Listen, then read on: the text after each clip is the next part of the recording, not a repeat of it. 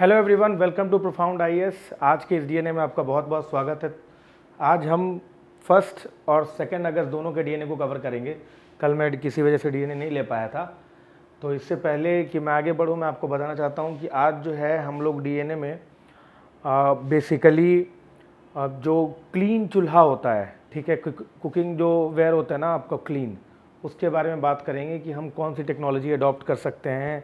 उज्ज्वला योजना कितना सक्सेसफुल रहा, व्हाट आर द कंस्ट्रेंट्स, इसके बारे में बात करेंगे। और अदर छोटे मोटे आर्टिकल्स हैं, थोड़े ज़्यादा आर्टिकल्स हैं, तो हम लोग फटाफट अपने डीएनए को शुरू करते हैं। इससे पहले हम आगे बढ़ें, आरंभ बैच हमारा स्टार्ट हो गया 1 अगस्त से।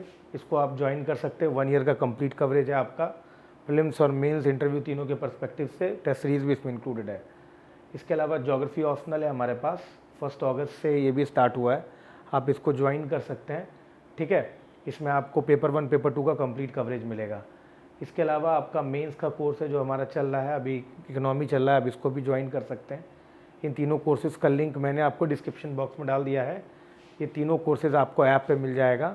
इसमें आप ऑनलाइन और ऑफलाइन दोनों, मतलब ऐप के थ्रू आप ऑनलाइन ज्वाइन कर सकते हो, लाइव भी देख सकते हो, रिकॉर्डेड भी देख सकते हो। इसका लिंक मैंने आपको डिस्क्रिप्शन बॉक्स में डाल दिया है, ठीक है। इसके बाद चलिए शुरू करते हैं। The dangers in the digital personal data protection bill. इससे पहले भी हमने पर्सनल डेटा प्रोटेक्शन बिल जो था, digital personal data protection bill, इसके बारे में डिस्कस किया था। इसको ज़रा हम लोग थोड़ा सा डिस्कस कर लेते हैं, ये एडिटोरियल में क्या कहता है। देखिए, इसमें 2-3 बातें हैं जो समझने वाली बात है। Digital personal data protection bill के क्या है, डीपीडीपी कहते हैं इसको। तो देखिए क्या होता है ना कि नॉर्मली आपको पता है कि we are in the digital era, ठीक। डिजिटल एरा है तो जाने अनजाने में हम चाहे कुछ करें या ना करें, हर दिन हम कुछ ना कुछ इन्फॉर्मेशन देते हैं। मैं आपको एग्जांपल समझाता हूँ।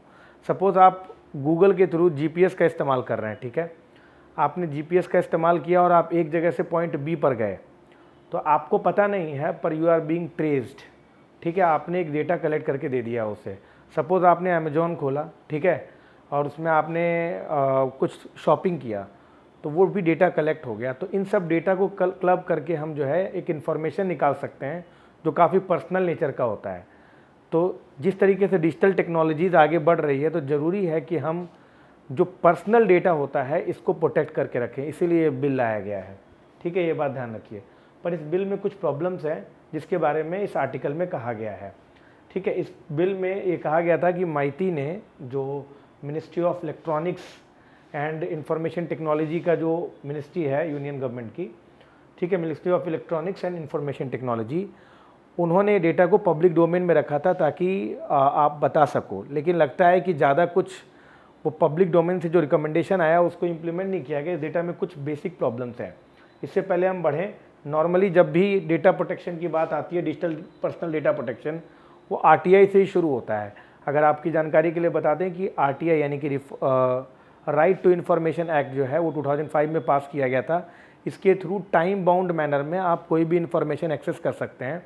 इसके थ्रू डेमोक्रेसी और इंश्योर हुआ है, सिटीजनरी और अवेयर हुआ है। आपको कोई भी डेटा लगता है किसी से भी रिलेटेड कि भाई कितने लोग कवर हुए हैं उज्ज्वला योजना में, कितने लोगों को फूड सिक्योरिटी स्कीम में रखा गया है, कौन कौन बेनिफिशरी हैं, कौन कौन से पब्लिक डिस्ट्रीब्यूशन शॉप्स हैं, तो ये सारे डेटा आप जो हैं अब पब्लिक डोमेन में अवेलेबल है। You can see these data, you can access to these data thanks to the right to information act, ठीक है।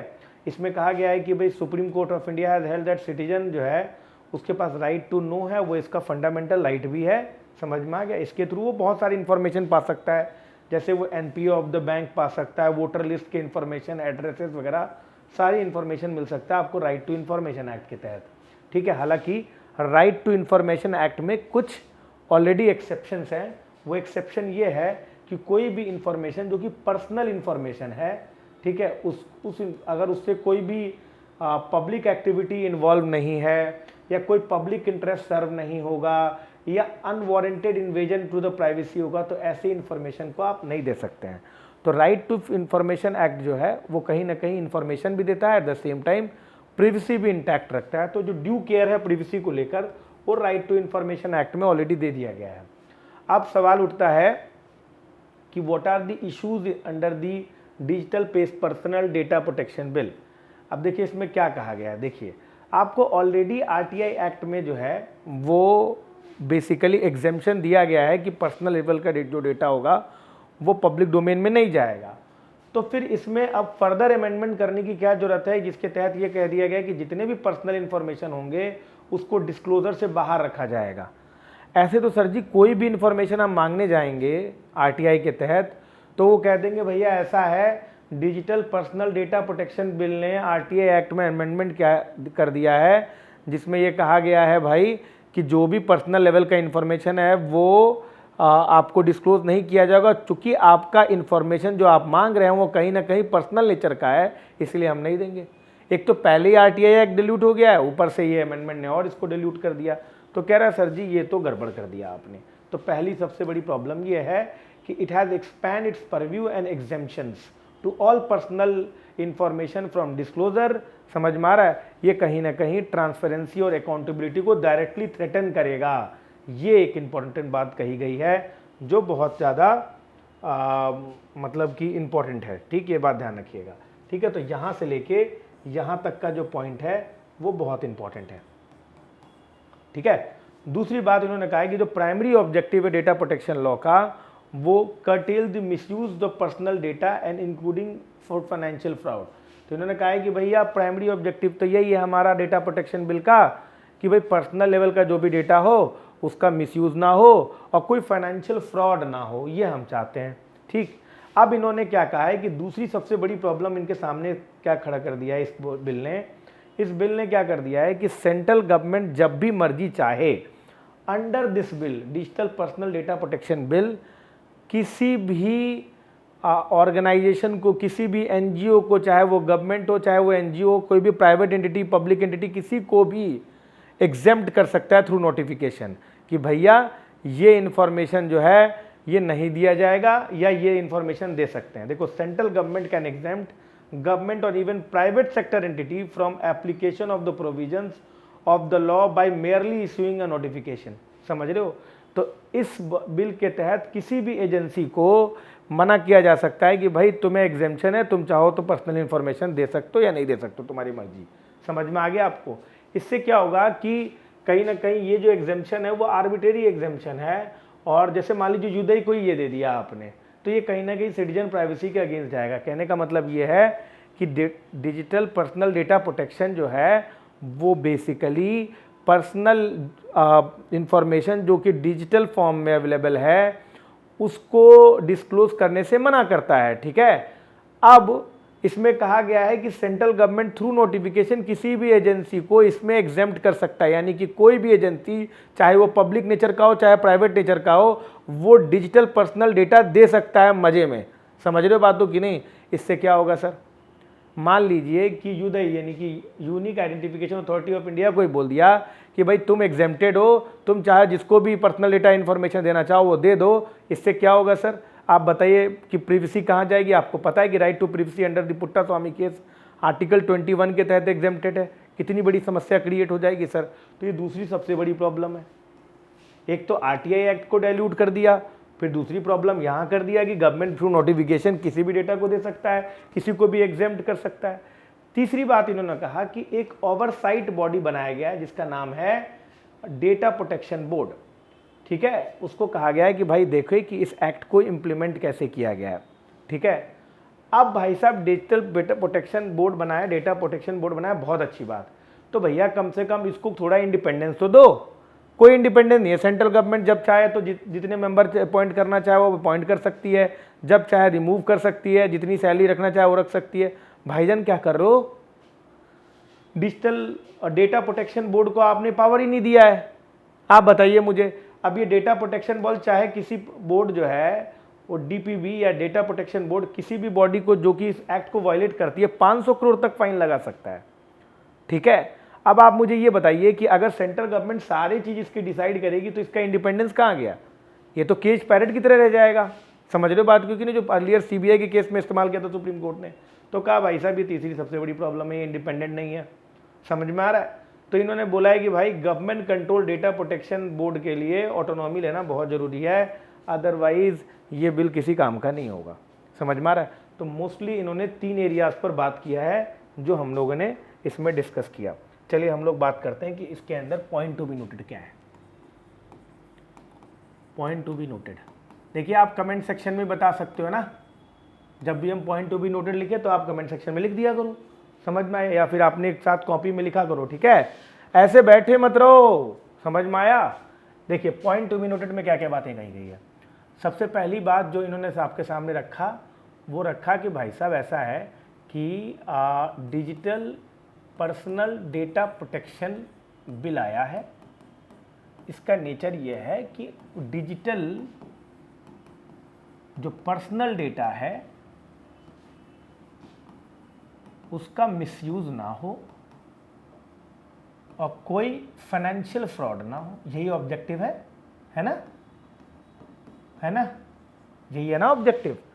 अब इसमें क्या क्या किया गया जरा समझिए। देखिए आपको बता दूं कि आरटीआई एक्ट जो होता है ये कहीं ना कहीं ट्रांसपेरेंसी और अकाउंटेबिलिटी के लिए बहुत इंपॉर्टेंट है, एंड अकाउंटेबिलिटी के लिए बहुत इंपॉर्टेंट है,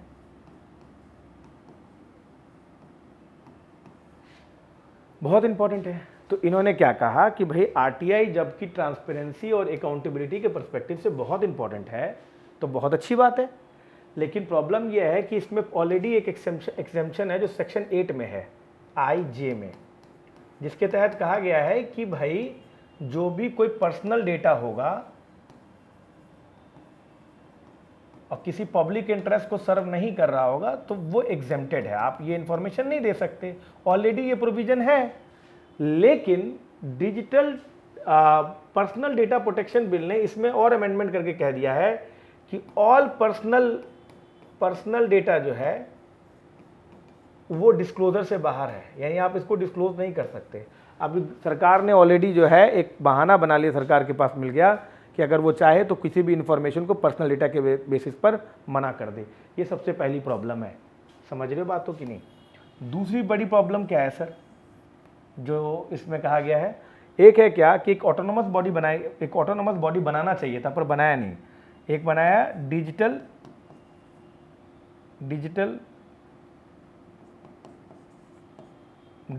डेटा प्रोटेक्शन बोर्ड है या डेटा प्रोटेक्शन बोर्ड,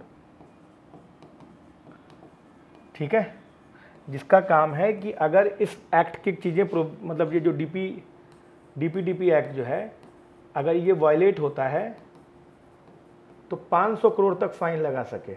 लेकिन सर जी ये ऑटोनोमस है ही नहीं ऑटोनोमस नहीं है, ये क्या है, गवर्नमेंट कंट्रोल्ड है, गवर्नमेंट कंट्रोल्ड है ना। अगर ये गवर्नमेंट कंट्रोल है तो बड़ी प्रॉब्लम है सर। कैसे प्रॉब्लम है सर जी, अगर मान लीजिए कुछ फाइन लगाया इसने, सरकार बोले कैसे लगा दिया तुमने फाइन इसके ऊपर, तो ये एक प्रॉब्लम आ जाएगा। तो फिर सर जी ये इंडिपेंडेंस कहाँ रहेगा, तो ये एक्ट कैसे इंप्लीमेंट होगा। तीसरी सबसे बड़ी प्रॉब्लम क्या है सर, इस एक्ट में क्या दिया इन्होंने, तीसरी बड़ी प्रॉब्लम देखते हैं क्या लिखा है इन्होंने। यहाँ पे सेंट्रल गवर्नमेंट जो है एग्जेम्प्ट कर सकती है, ये एक तीसरी प्रॉब्लम है कि सेंट्रल गवर्नमेंट जिसको चाहे वो एग्जेम्प्ट कर सकती है, चाहे वो गवर्नमेंट एजेंसी हो, चाहे वो एनजीओ हो, चाहे वो प्राइवेट एजेंसी हो, उसको एग्जेम्प्ट कर सकती है। उसको क्या एग्जेम्प्ट करेगी, क्या करेगी, एग्जेम्प्ट करके कि भैया ये एक्ट तुम पे अप्लाई नहीं होगा, यानी कि अगर वो इसको वायलेट भी कर दे और डिजिटल पर्सनल डेटा दे भी दे बाहर तो भी उन पर कोई अप्लाई नहीं होगा, समझ में आ रहा, तो भी उन पर कोई इशू नहीं होगा। तो सर जी ये तीन जो क्रिटिसिज्म है ये कहीं ना कहीं इस एक्ट को कॉम्प्रोमाइज़ करता है और प्रिवेसी को हैम्पर करता है, समझ में आ गया। तो आपसे यूपीएससी कैसे पूछेगी, डायरेक्ट नहीं पूछेगी, ठीक है। देखिए कैसे पूछ सकती है, मैं आपको गजब का क्वेश्चन देता हूँ, मैं चाहूँगा कि ये आंसर आप लिखें क्योंकि ये आपके इस बार के मेंस में आ रहा है। डिस्कस नहीं, थोड़ा सा स्टेटमेंट वाइज बनाते हैं। बोलेंगे कि the balance between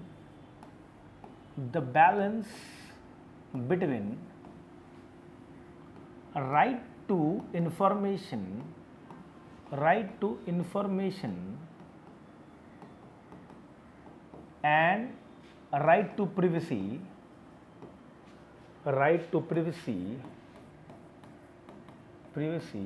is is the most important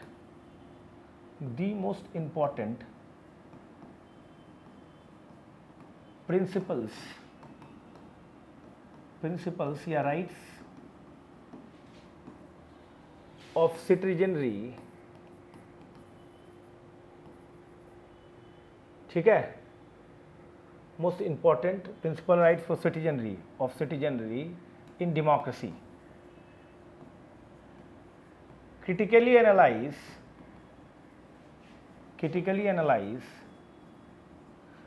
this statement in the context of Digital Personal Data Protection Bill, 250 words. मैं आपसे रिक्वेस्ट करता हूं कि आप प्लीज़ लिखें इसे 15 मिनट्स. समझ में आ रहा? 15 मार्क्स.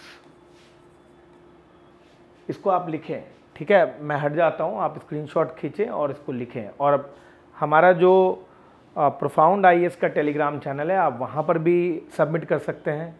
इसका भी लिंक मैंने डिस्क्रिप्शन बॉक्स में डाल रखा है. आप डीएनए का भी चैनल है, उस पर भी आप ज्वाइन कर सकते हैं. आप लोग ज़रूर ज्वाइन करें सर. समझ में आ गया कि नहीं? चलिए आगे बढ़ते हैं. ओके, अगला आता है रिकैलिब्रेटिंग इंडियाज क्लीन कुकिंग स्ट्रैटेजी. देखिए मुझे ना इस आर्टिकल में सबसे अच्छा लगा इसका जो ये लास्ट का मेजर है ना, वो बहुत अच्छा लगा. देखिए ये क्या कह रहे हैं. ये कह रहे हैं कि आप अगर देखें पिछले कुछ 2 डेकेड्स में, तो कहीं ना कहीं जो कुकिंग फ्यूल है उसमें एक ट्रांजिशन देखने को मिला है. पहले के टाइम में जब आप 2000 या 2000 से पहले के टाइम में आप रूरल एरिया में जाएंगे और कुछ हद तक अर्बन एरिया में भी, तो लोग जो है ना एलपीजी सिलेंडर कम इस्तेमाल करते थे. ज़्यादातर अगर आपको रूरल एरिया की बात करें तो ज़्यादातर वहाँ पे आपको लकड़ी का इस्तेमाल किया था, कोयले का इस्तेमाल होता था, ठीक है, उपलों का इस्तेमाल हुआ करता था, काऊ डंग का इस्तेमाल करते थे. तो वो काफ़ी ज़्यादा जो था वो स्ट्रेन्यूअस हुआ करता था और हेल्थ हजार्ड क्रिएट करता था. वहाँ पे विमेन जब खाना बनाती थी तो उनको उसका धुआं ज़्यादा था उनके लंग्स में, और उनके लिए जो है बहुत प्रॉब्लमेटिक सिचुएशन क्रिएट कर देता था, हेल्थ इश्यूज़ क्रिएट कर देते थे, ठीक है. लेकिन धीमे धीमे आप देखिए ये चीज़ें बदली है. 2000 के बाद जब ग्रामीण वितरित योजना जो आया 2009 में लॉन्च किया गया, उसके बाद क्या हुआ कि एलपीजी सिलेंडर का जो कंजम्पशन था वो बढ़ गया, 18 से 60% हो गया. उसके बाद प्रधानमंत्री उज्ज्वला योजना आया जिसमें 9.5 करोड़ हाउस होल्ड जो थे वो न्यू कनेक्शन दिए गए 2016 के बाद. तो ये 2 यानी कि ग्रामीण वितरक योजना और प्रधानमंत्री उज्ज्वला योजना, इन 2 योजनाओं ने क्या किया है, एलपीजी कवरेज को नियर यूनिवर्सल बना दिया है. कभी कभी भारत में करीब करीब सभी लोग एलपीजी कनेक्शन इस्तेमाल कर रहे हैं. लेकिन जो बात इन्होंने जो ट्विस्ट क्रिएट किया वो यहाँ से क्रिएट किया. इन्होंने क्या है कि पहली बार ऐसा देखा गया है कि जो एलपीजी का जो यूजेज है, जो कंजम्पशन है, वो पिछले ईयर के कंपैरिजन में 2023 में घट गया है 0.5%. इसका मतलब क्या है, सिलेंडर तो है लेकिन लोग फिलिंग नहीं कर रहे हैं, कंज्यूम नहीं कर रहे हैं. इसका मतलब कुछ और फ्यूल इस्तेमाल हो रहा है. समझे बात हो कि नहीं? क्योंकि भैया सिलेंडर ऐसा थोड़ी ना होता है कि खाना लोग पकाना बंद कर देंगे, खाना तो पकाएंगे ही पकाएंगे. तो अगर मतलब इसकी वैल्यू कम हुई है, अगर उसका कंजम्पशन कम हुआ है, तो इसका मतलब ये हुआ है कि जरूर कोई ना कोई दूसरा फ्यूल इस्तेमाल किया जा रहा है यहाँ पर. वो एक प्रॉब्लमेटिक एस्पेक्ट है. अब इन्होंने कहा है कि share of Indian house hold using LPG जो है वो प्राइमरी कुकिंग फ्यूल जो है वो 2020 में 71% था, जो कि 2011 में 33% था. 33% से 71% हो गया है, ठीक है, ये ध्यान रखिएगा. इसके बाद इन्होंने बोला कि भाई साहब लोग जो हैं क्लीन कुकिंग सॉल्यूशंस की तरफ जा रहे हैं और उन्होंने प्रेफरेंस भी लिया. लेकिन ये कम क्यों हुआ है? इन्होंने कहा कि ये कम जो कंजम्पशन है, जो 0.5% का रिडक्शन देखने को मिला है, वो कोविड-19 पेंडेमिक्स की वजह से भी हो सकता है, और लॉस ऑफ लाइवलीहुड और इनकम, जो कोविड-19 के कारण जो है लॉस ऑफ लाइवलीहुड हुआ है, लोगों की नौकरियां गई हैं, लोगों की इनकम कम हुआ है. इसके साथ साथ रशिया और यूक्रेन में जो क्राइसिस हुआ है उसके वजह से क्रूड ऑयल में और उनके प्राइसेस में भी वोलेटिलिटी देखने को मिला है, ये भी एक कारण है. और एलपीजी सिलेंडर का रेट बढ़ा है, ये भी एक कारण है. तो इन सभी कारणों के कारण जो है आपका एलपीजी सिलेंडर जो है अब लोग कम इस्तेमाल कर रहे हैं. इतना ही नहीं, 2021 में जब 3 सिलेंडर फ्री दिया गया तो ये देखा जाने लगा कि लोगों का जो फिलिंग रेट था वो बढ़ गया, 4.55 हो गया. समझ में आ रहा है? 2023 में 2022 सॉरी नॉट 2023 सितंबर 2022 में ये कहा गया कि हम 200 रुपये की सब्सिडी देंगे, तब भी ये जो है सिलेंडर का कंजम्पशन जो है वो 3.68 से 4 हो गया। तो जब भी कोई फ्री सिलेंडर दिया जाता है तो कंजम्पशन बढ़ता है, या सब्सिडी जब ज़्यादा दिया जाता है तो भी कंजम्पशन बढ़ता है। यानी कि साफ साफ एक बात तो तय है कि प्राइस रेट कहीं ना कहीं कंजम्पशन पे असर डाल रहा है। ये तो नॉर्मल इकोनॉमी है कि प्राइस रेट बढ़ेगा तो लोग कंजम्पशन कम करेंगे। और क्लीन कुकिंग ऑयल पर तो ज़्यादा ही इस पर इलास्टिसिटी पाई जाती है। एक होता है इलास्टिक होना, यानी कि आपने थोड़ा सा प्राइस बढ़ाया, ज़्यादा चेंजेस आ गए कंजम्पशन में। तो ये क्लीन कुकिंग फ्यूल जो है ना ज़्यादा इलास्टिक है, समझे। इस वजह से लोग क्या कर रहे हैं कि ज़रा सा भी फ्यूल प्राइस बढ़ रहा है तो लोग दूसरे फ्यूल की तरफ ट्रांसफ़र हो जा रहे हैं। तो बहुत ज़्यादा जो है सेंसिटिव है इस मामले में, समझ में आ रहा है। अच्छा, इसके बाद इन्होंने क्या बोला कि कुछ मामलों में जो आपका जो प्रधानमंत्री उज्ज्वला योजना वाले जो कंज्यूमर्स हैं उनमें ये स्लो डिक्लाइन देखने को मिल रहा है, लेकिन पीएमओ वाले चूज टू गेट 2 और 3 रिफिल्स इन अ ईयर। मतलब जो प्रधानमंत्री उज्ज्वला योजना वाले हैं वो 2 या 3 ही फिलिंग कर रहे हैं। तो भाई ऐसा तो होगा नहीं कि 2 ही 3 सिलेंडर में पूरा साल चला दें। इसका मतलब है कि कुछ और चक्कर है, मतलब लोग कंजम्पशन कम कर रहे हैं, ये बात तो तय है। समझ रहे हो बातों की नहीं। और अब ये सब्सिडीज भी नहीं दे पाएंगे क्योंकि भाई साहब इंटरनेशनली क्रूड ऑयल का रेट जो है वो बढ़ा है। एक और चैलेंज है जिसके वजह से आपका रेट नहीं कम हो सकता, उसका है कि हम एलपीजी सिलेंडर के लिए इंपोर्ट डिपेंडेंट हैं। हमारे पास खुद एलपीजी सिलेंडर नहीं है, हम लोग इंपोर्ट करते हैं। तो इंटरनेशनल मार्केट में जो रेट होगा उसी हिसाब से हम लोग काम करेंगे। इसके अलावा Indian households have been seen near doubling of LPG prices since 2020 in nominal terms. अगर 2020 में से बात करें तो हमने देखा है कि करीब करीब प्राइस में दोगुना, मतलब दोगुना, ट्वाइस हो गया है। तो इसके वजह से क्या हो रहा है, वो क्योंकि इंटरनेशनल प्राइसेस भी बढ़ गए हैं, यूक्रेन क्राइसिस भी चल रहा है। तो ये सब देख कर लग रहा है कि भाई अब वो सिलेंडर में जो एलपीजी में जो सब्सिडी दिया जाता था पहले, वो अब नहीं हो सकता क्योंकि प्राइसेस बढ़े हुए हैं काफ़ी मार्केट में, इंटरनेशनल मार्केट में। तो अब जब रेट ही नहीं कम होगा तो धीमे धीमे फिलिंग कम ही हो जाएगी आपको। तो धीमे धीमे आप क्या करेंगे, फिर से वापस कोयले और इस सब पर आ जाएंगे, तो अब प्रॉब्लम है। तो अभी क्या कर सकते हैं हम, तो इन्होंने बोला ना कि हमें ना क्लीन कुकिंग ऑप्शन की तरफ देखना चाहिए। इन्होंने कहा कि अगर हम 8 रुपये का रेट भी रखें पर यूनिट इलेक्ट्रिसिटी तो भी इंडक्शन चूल्हा वगैरह जो ई चूल्हा होता है ना, that is the better substitute. आप ई चूल्हा की तरफ ट्रांसफ़र कर सकते हैं, समझ में आ रहा है, ई कुकिंग की तरफ। कह रहे हैं कि अगर हम 8 रुपये के दर से भी इलेक्ट्रिसिटी देखें, जो कि काफ़ी ज़्यादा है, 4, 5, 6 रुपये भी होता है, तो उसमें आपको ये जो है कहीं ना कहीं ई चूल्हा जो है वो काफ़ी ज़्यादा जो है आपको सपोर्ट करेगा। और ई चूल्हा को सपोर्ट करने के लिए इस आर्टिकल में कहा गया है कि आप चाहें तो एलपीजी सिलेंडर का रेट बढ़ा सकता है। मुझे यार ये बेतुकी बात लगी। एक तो सरकार ने इतनी मेहनत करके सिलेंडर बंटवाया उज्ज्वला योजना के तहत, अब हम कह रहे हैं कि नहीं अब हम रेट नहीं घटा सकते, लोगों का कंजम्पशन फिलिंग कम हो रहा है, तो अब now we will shift towards e chulha. जबकि 2016 में भी ई चूल्हा कल्चर था, उस समय भी इलेक्ट्रिसिटी कम थी, उसका कॉस्ट बहुत महंगा नहीं था, तो उसी समय हम प्रमोट कर देते। इतना ई सिलेंडर बंटवाने का और ये सब क्यों करा आपने। तो यार ये मतलब जब यही सोल्यूशन है और यही चीज़ करना है तो एलपीजी सिलेंडर का कोई मतलब नहीं बच गया ना। इतना पैसा खर्चा हुआ, 9-9.5 करोड़ सब, मतलब आपने कंज्यूमर्स में डिस्ट्रीब्यूट करवाया। ठीक है, ये वन ऑफ द सोल्यूशन है, बट मुझे ये समझ में नहीं आया कि जब यही करना है तो उस स्कीम का क्या मतलब था। ठीक है, ओके। अच्छा, कोर कंफर्ट। अब यार ये मैं तुम्हें आपको बता दे रहा हूँ, बहुत ज़्यादा इसमें हमें घुसने की ज़रूरत नहीं है। ये हुआ है कि देखिए आपको पता होगा इंडेक्स ऑफ इंडस्ट्रियल प्रोडक्शन है, ठीक है, आईआईपी। जैसे नॉर्मली क्या होता है, जैसे इन्फ्लेशन नापना होता है कंज्यूमर लेवल पर, तो हम लोग कंज्यूमर प्राइस इंडेक्स से नापते हैं कि भाई 6% बढ़ गया, महंगाई बढ़ गई। अच्छा, होलसेल लेवल पर अगर हमें होलसेल का रेट देखना होता है तो उसके लिए होता है होलसेल प्राइस इंडेक्स। इससे होता है कि होलसेल लेवल पर महंगाई बढ़ गई। होलसेल का अलग तरीके से महंगाई बढ़ता है। अगर आप जाइए किसी सामान को होलसेल में लीजिए तो सस्ता पड़ता है, उसका रेट डिफरेंट रेट से बढ़ता है। कंज्यूमर लेवल पर चीज़ें महंगी पड़ती हैं तो उसका रेट अलग तरीके से बढ़ता है। सिमिलरली इंडस्ट्रियल प्रोडक्शन को इंक्रीज़ और डिक्रीज़ देखने के लिए भी जो है उसके लिए एक इंडेक्स है जिसको हम लोग कहते हैं इंडेक्स ऑफ इंडस्ट्रियल प्रोडक्शन। आप मुझे बताना कि आईआईपी का डेटा रिलीज़ कौन करता है, कमेंट सेक्शन में। अच्छा, इसमें 8 कोर इंडस्ट्रीज़ हैं, ठीक है, ये कहीं ना कहीं बैकबोन है और मान के रखिए कि 40% के करीब इनका जो है वेटेज है आईआईपीज़ में। अब ये देखने को मिला है कि 8 में से 7 सेक्टर्स में ग्रोथ देखने को मिला है, स्टील और सीमेंट में खास करके। और स्टील और सीमेंट में अगर ग्रोथ दिख रहा है तो इसका मतलब स्टील और सीमेंट का इस्तेमाल इंफ्रास्ट्रक्चर में डेवलपमेंट में होता है। तो इसका मतलब ये हुआ कि इंफ्रास्ट्रक्चर ग्रोथ हो रहा है। इलेक्ट्रिसिटी में भी हमें अप्रिसिएबल डिफरेंस मिला है, सब में डबल डिजिट ग्रोथ दिख रहा है, 18%, 21%।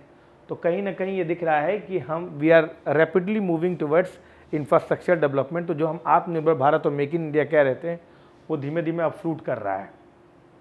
ठीक है। अच्छा, what can amendment forest conservation act change. देखिए ये ऑलरेडी हम बहुत डिटेल में डिस्कस किए हैं, आप 1-2 दिन पुराना एडिटोरियल देख लेंगे तो आपको मिल जाएगा। फिर भी मैं आपको बता दे रहा हूँ, इसमें 3 मेजर अमेंडमेंट है जो बहुत कंट्रोवर्शियल है।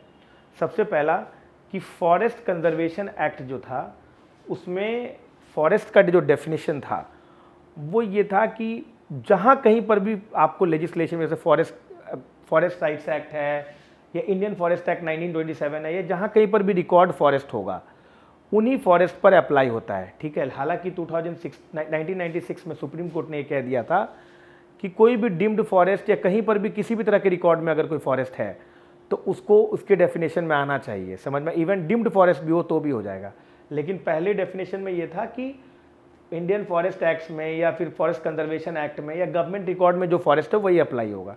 तो 1996 में फॉरेस्ट के डेफिनेशन को वाइडन अप किया गया। ये जो नया कंजर्वेशन एक्ट में जो अमेंडमेंट आया है फॉरेस्ट कंजर्वेशन एक्ट में, वो ये कह रहा है कि ऐसा नहीं है, केवल रिकॉर्डेड फॉरेस्ट जिन्हें डेडिकेटेड फॉरेस्ट कहा गया उन्हीं को इस एक्ट के अंदर रखा जाएगा। तो फॉरेस्ट के डेफिनेशन को छोटा कर दिया गया। पहला इशू ये था। दूसरा इशू ये है कि भाई कोई बॉर्डर एरिया है, समझ रहे हो बातों की नहीं, कोई अगर बॉर्डर एरिया है, इन्होंने कहा कोई बॉर्डर एरिया है तो उसके 100 किलोमीटर के अंदर अगर आप कोई लीनियर प्रोजेक्ट बनाना चाहते हैं जैसे कि रोडवेज हो गया, ब्रिज हो गया, तो उसके लिए आपको फॉरेस्ट क्लियरेंस नहीं लेने की ज़रूरत है। तो इससे आप फॉरेस्ट, ये चूँकि 100 किलोमीटर का एरिया है तो इसमें कई फॉरेस्ट होंगे तो उसका फॉरेस्ट डिस्ट्रक्शन हो सकता है, मिसयूज़ हो सकता है इस प्रोविज़न का।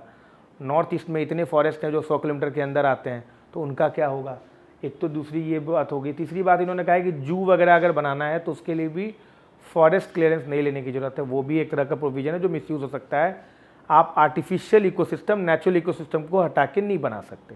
तो दीज 3 प्रोविजंस जो हैं वो काफ़ी कंट्रोवर्शियल माने जा रहे हैं। हालांकि ये बिल अभी लोकसभा ने पास कर दिया, राज्यसभा में ये अभी है यहाँ पर। ठीक है। इसके बाद आता है कि द होलोसीन क्लाइमेट एनोमलीज। अब ये क्या है समझिए। देखिए इन्होंने क्या कहा है ना कि अभी अभी कुछ न्यूज़ आया था जिन्होंने कहा था कि 1 लाख साल में सबसे गर्म दिन जो था वो जुलाई में था। अब इन्होंने कहा है ना कि ये बड़ा मतलब ये बड़ा अनयूजुअल सा मतलब कि प्रोक्लेमेशन है। ठीक है। इन्होंने बोला है क्या कि ये it is not a scientifically possible to make such a claim. इन्होंने कह दिया है कि 1 लाख साल में आप कैसे बता सकते हैं भाई, 1 लाख साल पहले क्या थर्मामीटर था, क्या टेम्परेचर कैसे असेसमेंट करेंगे। तो इन्होंने बोला है कि टेम्परेचर पास्ट में भी हम टेम्परेचर असेसमेंट करते आए हैं, तभी तो हम लोग बोलते हैं कि आइस एज है या फिर इंटरग्लेशियल पीरियड में आए हैं या वार्म एज में आए हैं। जैसे हम लोग हलोसीन में हैं, हलोसीन से पहले प्लिस्टोसीन एज था। तो प्लिस्टोसीन एक आइस एज था और हलोसीन जो है जो जिसमें हम लोग अभी जी रहे हैं ये इंटरग्लेशियल पीरियड माना जाता है। ये आइस एज का उल्टा मतलब गर्मी वाला है। तो अभी गर्मी बढ़ रही है, ग्लोबल वार्मिंग हो रहा है। तो इन्होंने कहा है कि ये जो आप इंटरग्लेशियल पीरियड में हैं तो अच्छी बात है कि टेम्परेचर बढ़ रहा है। ठीक है। अब इसे आप अच्छा बोले अगर आप बोले, लेकिन टेम्परेचर बढ़ रहा है अभी हमारा। लेकिन आप ये कैसे बताएंगे कि 1 लाख साल पहले जो है 1 लाख साल के एस्टिमेशन में सबसे गर्म दिन है। इन्होंने कहा कि देयर आर सर्टेन थिंग्स जिसे हम लोग पेलियो प्रॉक्सीज बोलते हैं। पेलियो प्रॉक्सी का मतलब ये होता है कि हमने क्या किया, कुछ चीज़ों को देख कर ये अंदाज़ा लगा लिया कि बहुत पहले भी ये चीज़ें इस टाइप की चीज़ें रही होंगी। जैसे मैं समझाता हूँ। जैसे मान लीजिए अभी का हमारा एवरेज टेम्परेचर 21 डिग्री सेल्सियस है। हमने कहा कि इतना % ग्लेशियर रह गया है। एविडेंसेस से पता किया कि भाई मान लीजिए कि मान लेते हैं 21 डिग्री पर 10% ग्लेशियर रह गया। हम ये कहेंगे कि भाई एक सर्टेन एज में, प्लिस्टोसीन एज में ग्लेशियर का एक्सटेंट 50% था। तो हम ये 50% और 10% के बेसिस पर हम एक्सट्रापोलेट कर सकते हैं कि भाई ऐसा है उस समय टेम्परेचर जो होगा 10 डिग्री रहा होगा या 5 डिग्री रहा होगा।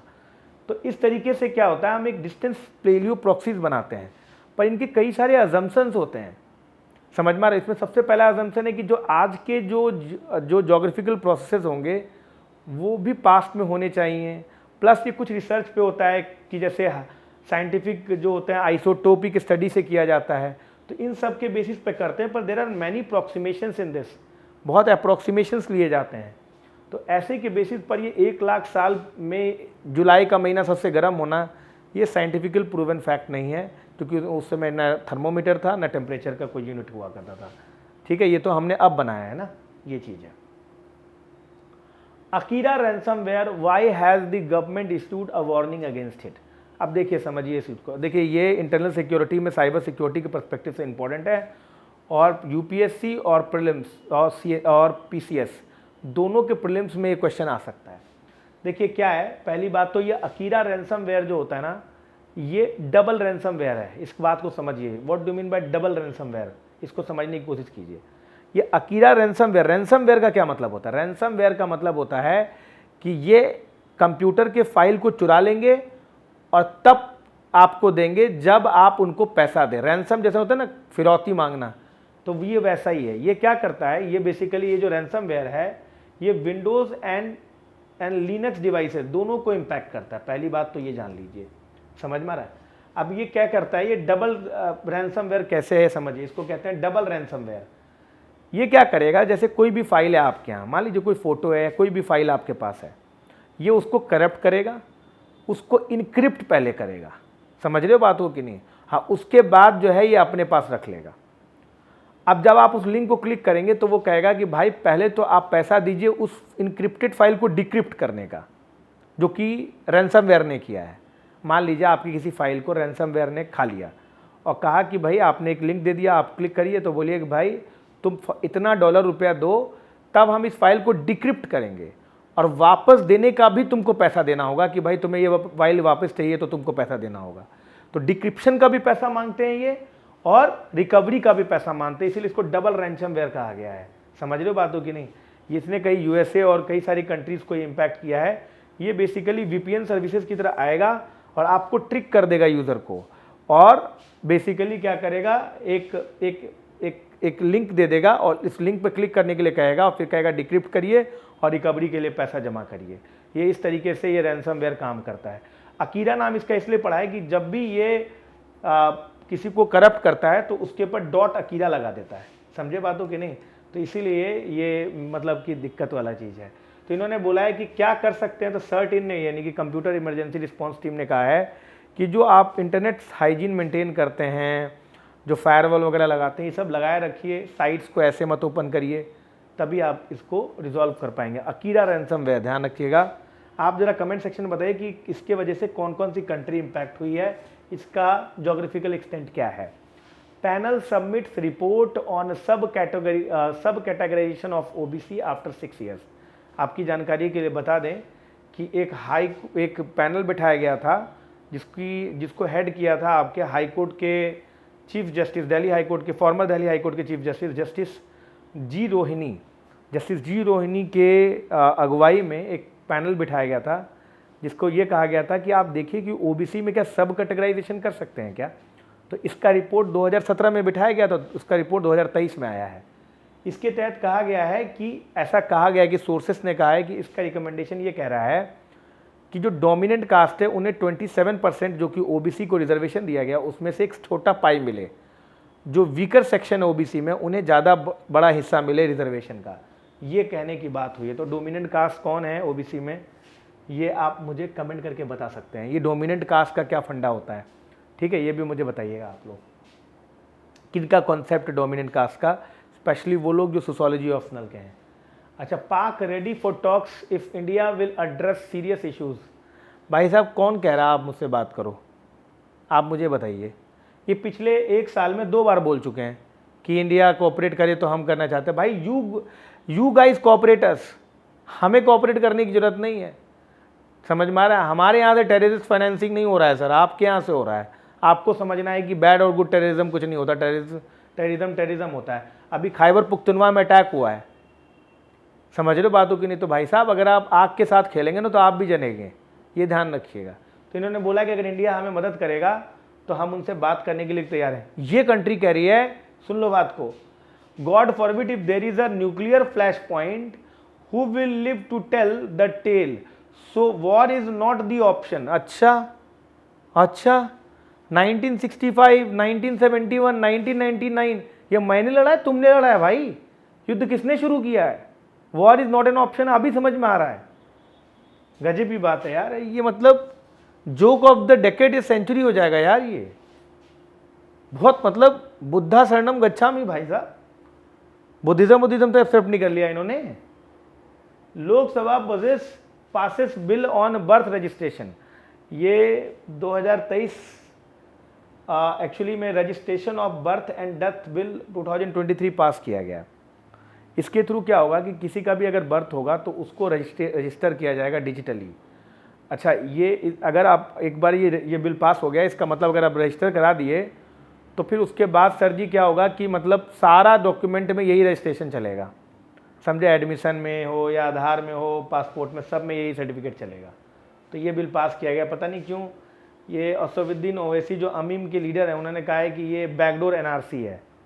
अब जरा ये सब्सटेंशिएट करें, इस पर थोड़ी बात हम लोग करेंगे कि ये बिल क्यों लाया गया है। मैं एक दिन एक सेपरेट वीडियो बना के आपको समझाऊंगा ये बिल लाया गया क्यों गया है, इसका पर्पस क्या है। अच्छा, India grants to be used in education health care in Sri Lanka's state areas. अब जरा समझने की कोशिश कीजिए इसमें क्या बोला गया है। ये क्या कह रहे हैं कि 75 करोड़ जो है इंडिया ने श्रीलंका को दिया है, ईस्टर्न श्रीलंका का जो पार्ट है उसमें। क्यों? क्योंकि आपको पता है कि ईस्ट श्रीलंका जो है उसमें कई सारे तमिल पॉपुलेशन के लोग रहते हैं जो कि ब्रिटिश एरा में प्लांटेशन के फॉर्म में ब्रिटिश के साथ लाए गए थे। ठीक है, इनकी सिचुएशन अभी बहुत ख़राब है। 13th अमेंडमेंट होने के बावजूद श्रीलंका ने उसे इम्प्लीमेंट नहीं किया, समझ में आ रहा है। तो 75 करोड़ दिया गया ताकि इनका डेवलपमेंट हो, समझ में आया, ये ध्यान रखिएगा।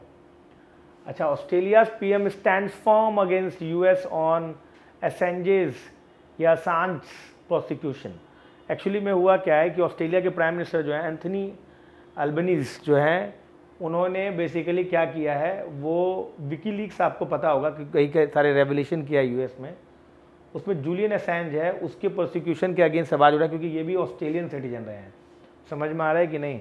तो ये कहीं ना कहीं दो कंट्रीज़ के बीच में थोड़ा सा टसल क्रिएट करेगा। ठीक है, तो देखते हैं क्या होता है आगे, इसके ऊपर न्यूज़ आएगा तो मैं और बताऊँगा आपको। Toll rises to 54 in suicide blast at political convention in Pakistan. यही वो इशू है। इसमें कोई एक आदमी आया जो अपने आप को आईसिस क्लेम, अपने आप को नहीं, आईसिस ने कहा है कि मैंने करवाया है। वहाँ पे गया, उसने कोई जैकेट पहना था, उसमें सुसाइड बॉम्ब टाइप का था, उसने खोला और अटैक कर दिया। कम से कम 54 लोग मारे गए इसमें, 100 से ज़्यादा लोग घायल हैं यहाँ पर। समझ लो, आईसिस ने क्लेम किया है कि भाई हमने करवाया है। मैं वही कहने की कोशिश कर रहा हूँ, टेररिज्म भाई किसी का ना है। समझ रहे हो बात हो कि नहीं? थोड़ा समझो इस चीज़ को कान खोल के। अच्छा, imam killed in mosque attack, Haryana death toll rises to 5। अब ये एक अनदर इशू इंडिया में चल रहा है। हरियाणा में क्या हुआ है कि पता नहीं दो इशूज़ में, दो कम्युनिटी में कुछ टसल क्रिएट हुआ। शायद एक विश्व हिंदू परिषद के थे और दूसरे तरह के थे। फिर वो कुछ लोग गए, मॉब गए, उन्होंने मतलब इधर उधर के मॉस्क में अटैक किया, काफ़ी सारे लोग इसमें मारे गए। समझ में आ रहा है कि नहीं? तो अब यहीं पर है कि मतलब कि क्या चल रहा है सर, मतलब 70 लोगों को कस्टडी में दिया गया है। हालांकि एक्शन तो लिया गया है, लेकिन इस टाइप की चीज़ों को रोकना चाहिए यार। हरियाणा में चल रहा है ये मुद्दा। अभी आपको बता दूं, मॉब लिंचिंग को लेकर सुप्रीम कोर्ट ने लथाड़ा है। सेंट्रल गवर्नमेंट को भी 6 स्टेट में, हरियाणा भी था। तो इन चीज़ों को थोड़ा रोक लगाना चाहिए, समझ रहे हो बात को? अच्छा, Manipur status report on FIR shows there is no law and order, Supreme Court. अब यहाँ पर sir ji law and order नहीं है। इतने दिनों से इशू चल रहा है माइतीस के बीच में और कुकीज़ के बीच में। समझ रहे हो बात हो कि नहीं? Related to ST status. और इसमें सर जी क्या हुआ, एयर लिफ्ट किया गया कई लोगों को मणिपुर से मिजोरम में। समझ रहे हो बात हो कि नहीं? कई सारा आपको जो है नेकेड पैराडिंग वगैरह हुआ है। तो मणिपुर बहुत डिस्टर्ब चल रहा है यार। ठीक है, इसके ऊपर मैंने कई बार इशू बनाया। मैं एक काम करूँगा, मणिपुर इशू के ऊपर क्या रिजोल्यूशन हो सकता है, थोड़ा सा मैं प्रॉब्लम डिस्कस करूँगा और रेजोल्यूशन कैसे हो सकता है, इस पर बात करेंगे हम थोड़ा सा। ठीक है, मैं सोच रहा हूँ कि एक छोटा सा वीडियो बनाऊँ कि सोल्यूशन क्या हो सकता है। अक्सर हम लोग पढ़ते हैं लेकिन सोल्यूशन की बात कम कर रहे हैं कोई। ठीक है, this is all for today. We have discussed the 3 major editorials and many articles. बहुत लंबा हमारा आज का DNA एनालिसिस हुआ। आई होप आपको पसंद आ गया हो। पसंद आया हो तो ज़रूर लाइक करें, अपने दोस्तों में शेयर करें और कमेंट जरूर करें, और चैनल सब्सक्राइब जरूर करें। आप लोग सब्सक्राइब नहीं कर सकते। मोर देन 50% लोग जो हैं वीडियो देखते हैं पर सब्सक्राइब नहीं करते। Please do subscribe the channel. Thank you all of you, bye bye.